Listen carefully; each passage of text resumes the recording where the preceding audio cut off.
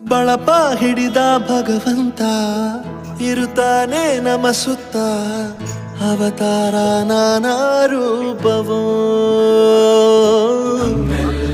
ಹಣೆ ಬರಹ ತಿದ್ದಿ ಬರೆಯಲು ಕತ್ತಲೆಯಿಂದ ಬಂತ ನಮ್ಮ ಕೈಯ ಹಿಡಿಯುತ್ತ ಕರೆದೊಯ್ದ ಬೆಳಕು ತೋರಲು ಭಯವಾಗಿ ಗದರೋದು ನಮ್ಮ ಬೆಳೆಸಲು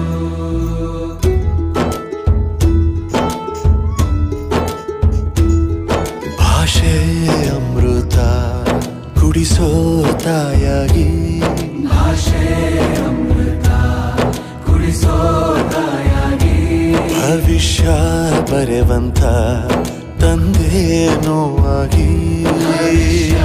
ಬರೆವಂತ ತಂದೇನೂ ಆಗಿ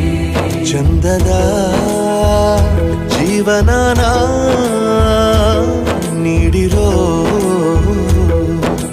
ಗುರುಗಳು ನಮ್ಮ ಗುರುಗಳು